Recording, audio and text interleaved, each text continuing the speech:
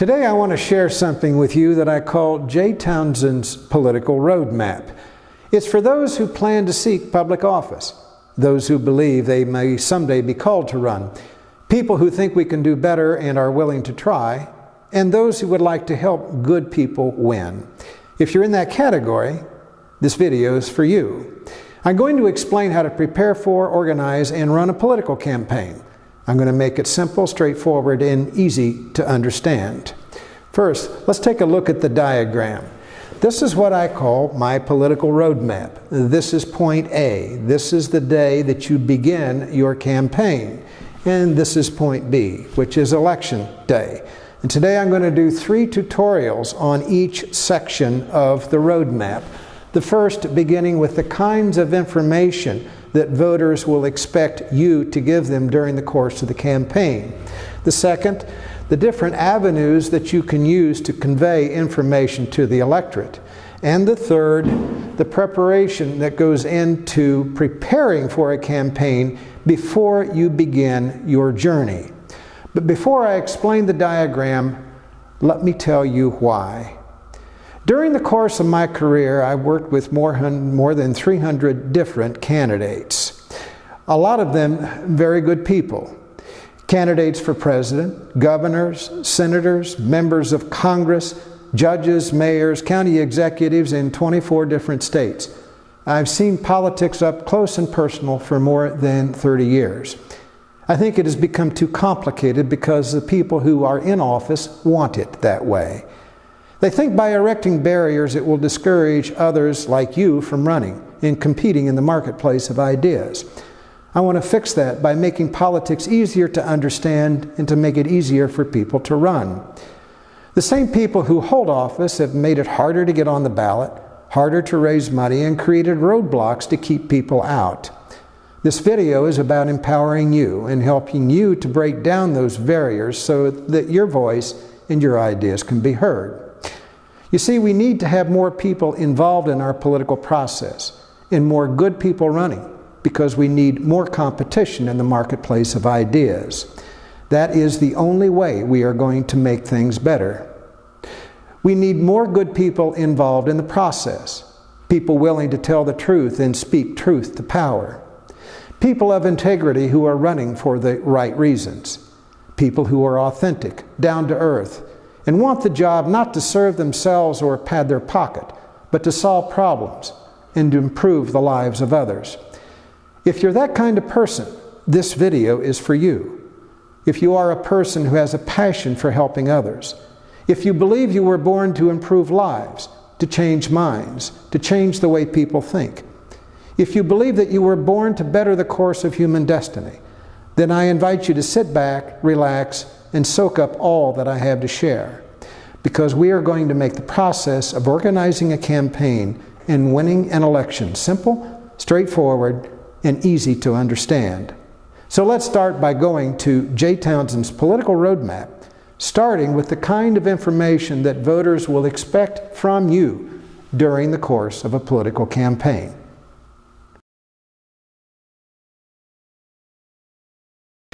Starting with the kinds of information that voters will expect you to share during the course of a campaign between point A and point B. Your rationale. Why do you want the job? What will you do with the job if you get it? Your rationale needs to be clear, crisp, concise, summarized in less than 30 seconds. And one other thing. Your rationale had better be about what you are going to do for the people you hope to represent, and not some blather about why you deserve the job. Voters will not care about you until they first know that you care about them. What is your story? No one has your story, your eyes, your voice, your hair, or the unique set of experiences that make you who you are. Why tell voters about who you are? Because they need to know where you're coming from. Your most important experience and how it changed you, where you were raised and went to school, the teacher who changed who you are and what you became. Are you married? Do you have a family? Does your spouse work? Have you ever volunteered to a church or soup kitchen or homeless shelter? What have you accomplished? Did you build a business, balance a budget, meet a payroll, serve your country, or teach in a classroom. These are the experiences that shape your view of the world, how you define compassion, and the role that government should play in our daily lives. If you don't tell voters your story, they will never know what grounds you, and they'll never know what makes you tick. There's another reason to tell your story. If you don't, your opponent will. And guaranteed your opponent will not tell your story in a way that flatters you. They'll talk about the stupid and dumb things you've done, and we've all done a few. If you're not telling the good side of your story, voters will only know the bad that your opponent tells. What are your values? During the course of a campaign, you need to let voters know something about your core convictions, your principles, your passions, the standards by which you make decisions. You can communicate your values to voters through words or symbols or pictures or what you choose to highlight about your biography. Why talk about what makes you tick? Voters know that it's not possible for them to know all the details of every policy decision you may make as an elected official. When they vote for you, they're hiring you to make decisions for them. Your job in a campaign is to let them know they can trust you to do that. How do you express your values?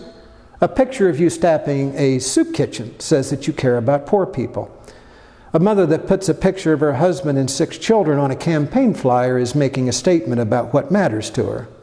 A picture of you thanking veterans for their service speaks volumes. A visit to a classroom and a photo op reading books to kids tells voters that you care about little kids in public education. Failing to communicate your values leaves a void in the minds of the voters and gives you, your opponent, an opportunity to paint you as out of touch. Now, once that happens, it's hard to get your campaign back on track. What is your position on issues of our time? Yes, issues do matter, and they do decide elections. And don't let anybody ever tell you they don't. This is what voters want to know. Are you someone who would vote the way I would? Would you make the same policy decisions that I would if I had the job? Now, the great thing about free elections is that since it's your campaign and your strategy, you get to decide what you're going to talk about and where you're going to draw your own line in the sand. For example, foreign policy. This is especially important if you're running in a federal race such as Congress or the United States Senate, and especially important when our country's at war. What is your position on when and when not to fight wars, the size of our military, how we take care of our veterans, and how we deal with desperate countries and terrorist organizations, our posture in the Middle East, how and when we intervene in civil wars in other parts of the world? There are economic issues. Want more jobs? Tell me how. Want to cut spending? Tell me where. Reform entitlements? How? Repeal Obamacare? Replace it with what? Reform the tax code? Good idea. What would your tax code look like? Do you think some people should get more of the federal pie? If so, what programs would you cut? And of course, there's plenty to be said about immigration policy, environmental rules, and the budget deficit. Plenty of places where you can stake your ground. There are social issues: abortion, stem cell research, gay marriage, education, charter schools, tuition tax credits, merit pay for teachers, what we do about global warming, campaign finance reform, drug and gang violence.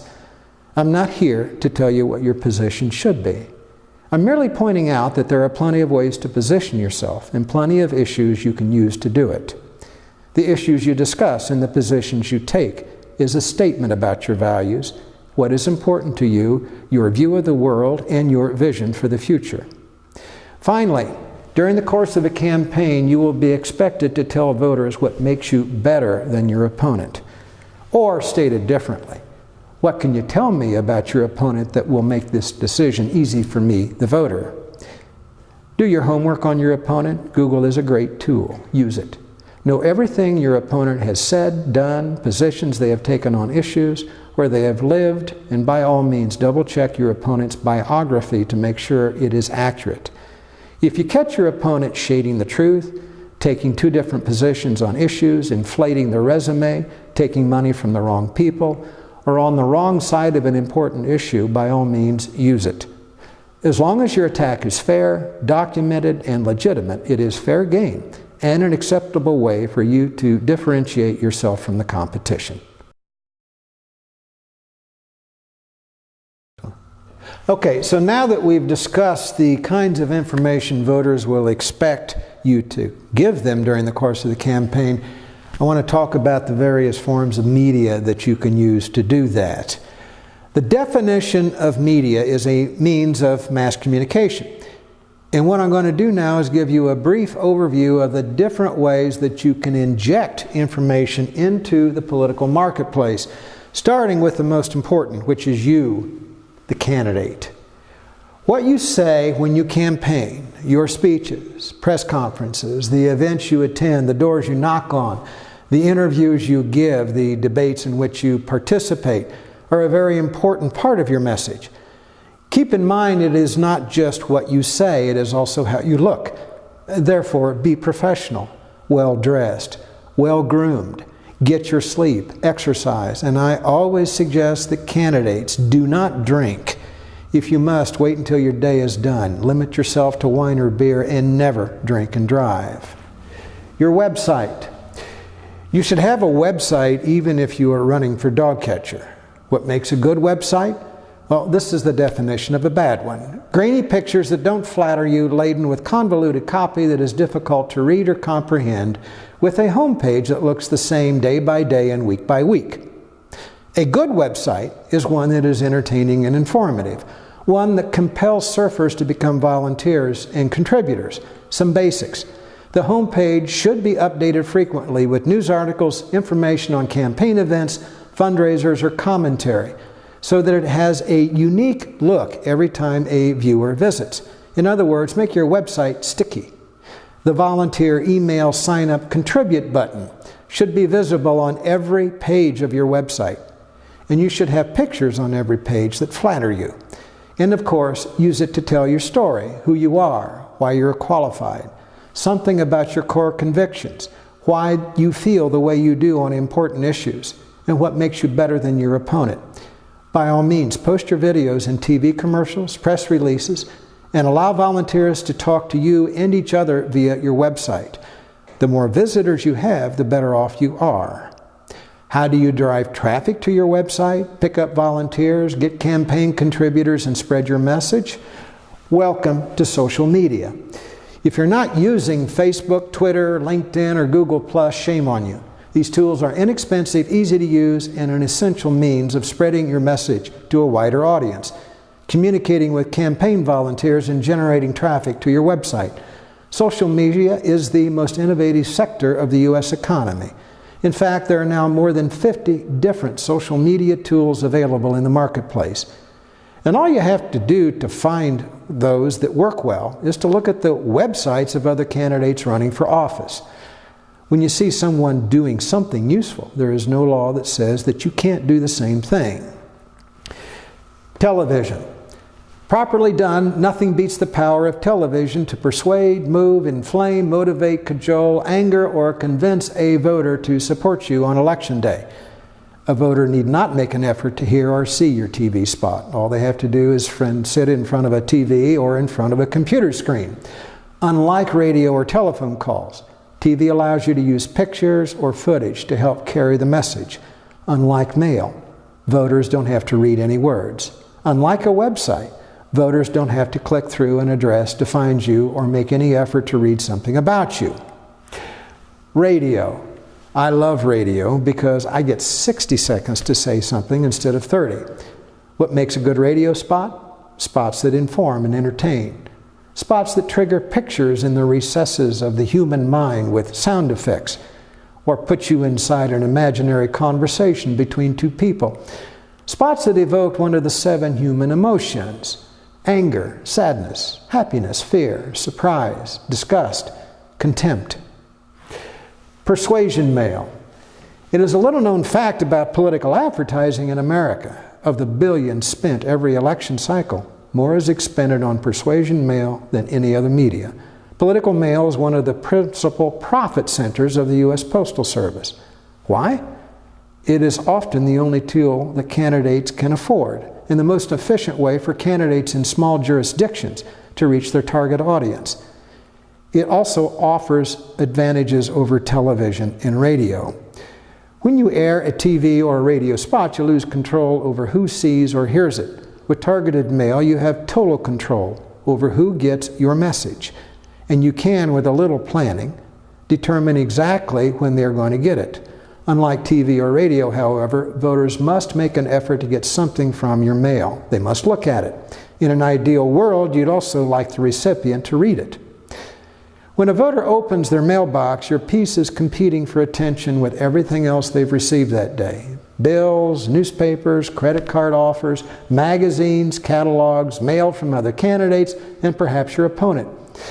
Voters may not have 5 minutes to read your copy, or 3 minutes, or even 30 seconds. From hand to trash can, you may have only 3 seconds to convey a message to the voter.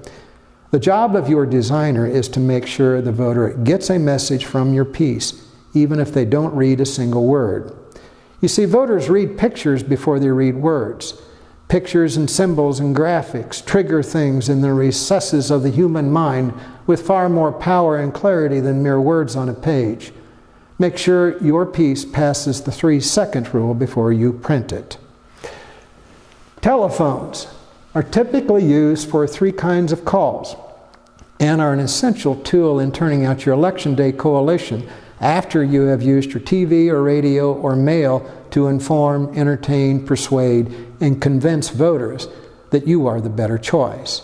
ID calls. Usually they are done by a live caller. You survey those on your phone list to find out who is for you, who is not, and those who've not made up their mind.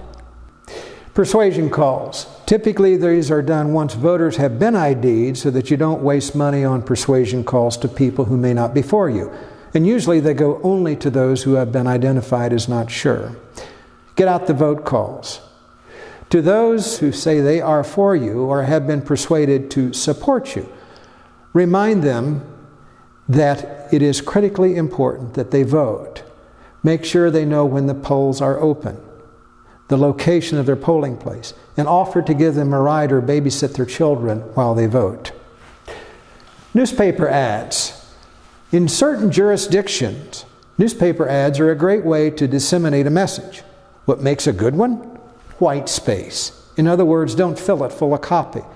Pictures. Voters read pictures before they read words. Pictures draw the human eyes to the words. Minimal use of words surrounded by plenty of white space. Words and pictures that in combination evoke one of the 7 human emotions. In other words, ads that hit the heart. Your organization and your volunteers. Sending volunteers out to knock on doors 72 to 96 hours before an election can make all the difference in a competitive race. You can't do that without volunteers. If you want them, they have to be given something meaningful to do when they volunteer. And they must be kept happy so that they want to come back, and they have to have fun. Volunteers can be used to put up signs, write letters to the editor, make phone calls, recruit other volunteers, host events, and knock on doors. How to keep them happy? Don't waste their time. If you have a group coming at 7 to make phone calls, have the call list and the scripts ready.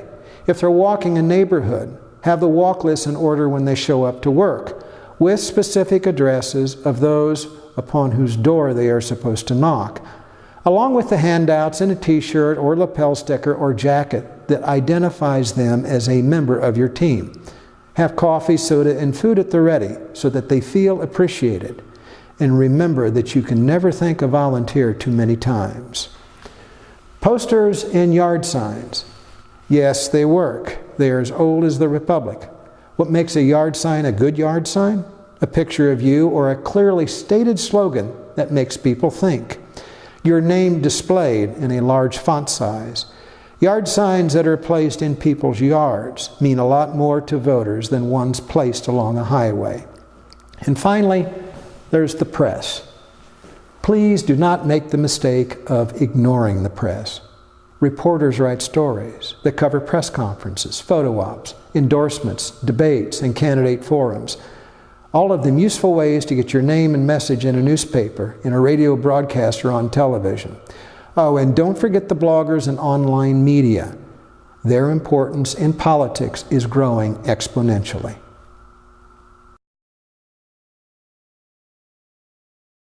Before you begin your journey as a candidate for public office, there are some things you should do in preparation for your trip.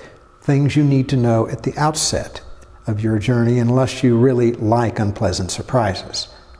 The first is to know what you're getting into by studying the state or the jurisdiction where you plan to run, the political affiliation of the electorate, the turnout patterns by year and the kind of people who vote in odd year versus even year elections, the age breakdown of the electorate, income and education levels, the principal occupations of those who live in your jurisdiction, and the names of the major employers. You cannot properly navigate your journey without knowing this information. There is issue research. As a candidate, you should expect to be asked questions by reporters, people you meet in debates and in forums. A basic knowledge of important issues in your state or jurisdiction is imperative unless you enjoy looking like a fool. Start your day by reading the newspapers. If you plan to make an issue of education, you'd best know something about what is spent per pupil, graduation rates, test scores, the number of kids who go to college, pension and salary cost. What is the unemployment rate where you plan to run? What's the census say about migration, small business startups, wage rates, manufacturing trends? Most ordinary voters don't know this kind of information, but as a candidate, you will be expected to. You will need to draft a preliminary budget and have a good idea what you plan to spend on what, including the kinds of media that I mentioned in the previous section. If you do not have a budget, you do not have a campaign strategy. Imagine that you are about to leave on a 2,000-mile journey without any idea what you're going to spend on food, hotels, gas, daily necessities, or emergencies. Not a good idea. Unless you are wealthy and plan to spend your own money, you will need a fundraising plan, a solid idea of how you're going to raise the money you need to finance your journey. Don't want to bother with that? This is what happens to candidates who refuse to deal with the realities of raising money. They run out of money before the journey is concluded. It's a very lonely place, stranded on the side of a road in the dark of night in the pouring rain. Just ask some of the candidates who've had to lay off staff in the middle of a campaign because they ran out of money. There is the press. Please do an inventory at the press outlets in your jurisdiction where you plan to run. The names of the reporters, their emails, phone numbers, the bookers at the TV stations, the talk show hosts at the radio stations, the bloggers and the columnists that cover politics. Why? If you're not using the press to help disseminate your message, you are wasting a valuable and free means of disseminating your message to the voters who need to hear from you. I mentioned earlier in this presentation the importance of knowing your opponent. Best if you do that kind of preliminary research before the campaign begins. Where they went to school, what they do for a living, how they have made their money, things that they have said or done, positions they've taken on issues and their voting record. Why? For the same reason a basketball coach watches the films of an upcoming opponent. Finally, in a very sophisticated and complicated campaign, it is sometimes very helpful to do what we call a benchmark survey before the campaign begins as a guide on how to best navigate your journey, the cheapest and most efficient way to get from point A to point B, and to discern the kinds of information most likely to have the greatest impact on the electorate. There you have the basics of a political campaign, how to plan one, the kinds of information that voters will expect to hear from you, and the many ways that you can communicate your message to the electorate. Look, I know this can seem overwhelming, but it's not if you take it one bite at a time. I've helped more than 300 candidates during my career plan and execute their journey, many of whom have gone on to serve their states and jurisdictions with distinction. I'd like you to have the same tools and information I've shared with my clients. We've put together a state-of-the-art online training program to help candidates and their key aides develop their own political roadmap and to devise a winning campaign strategy. It's called our High-End Candidate Achievement Program. This is a program for those who want to run for office and win. It's a program for those who would like to better serve their community, state, and country. It's a program for those who have a passion to serve, who believe that they were born to alter the course of human destiny and better the lives of others. It's especially suited to candidates and campaigns that don't have a lot of money to spend on consultants. In this course, you will learn how to articulate your campaign message and rationale clearly, crisply, and concisely in less than 30 seconds. How to tell your story, convey your values, and clearly articulate your issue positions during the course of a campaign. How to discern which voters need to hear your message, and how to target your advertising dollars toward those most likely to vote for you. How to write and confidently give a good campaign speech that attracts campaign volunteers, contributors, and to tell stories that touch the heart of your audience. The secrets of an effective campaign website that will generate traffic, campaign contributions, and volunteers, and how to use social media to get volunteers, spread your message, and generate campaign contributions. The secrets of how to write and produce a good television commercial and a radio spot that voters will remember. The secrets of effective persuasion mail. How to target your mail to the right audience, and how to make the most of your campaign dollars. When and when not to use newspaper advertising. How to write and design an effective ad that gets you votes. How to develop a good and effective volunteer organization. Keep your volunteers happy and ready to work. How to use telephones to convey useful information to the voters. How to speak easily with print reporters, handle television question and answer sessions, and valuable tips on how to prepare for a radio, television, or newspaper interview or a candidate debate.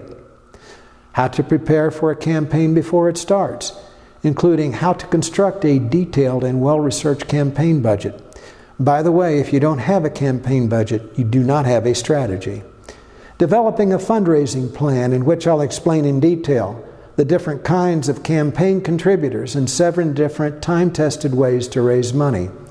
The kind of research you'll need to conduct in your jurisdiction, where to find it, what you need to know about important issues where you are running, and where and how to find useful and accurate information on your opponent. How to develop a coherent campaign strategy, stick to a campaign budget, prosecute your message, and prevent problems that can derail your campaign. How does this work? In week 1, I'll send you a video that you will be expected to watch and study. Once you've watched the video, you'll be expected to email me with any questions you have.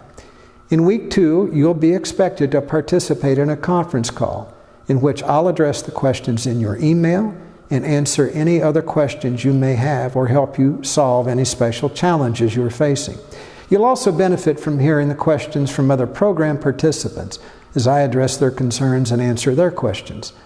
We'll repeat this process for the duration of the 4-month intensive training program.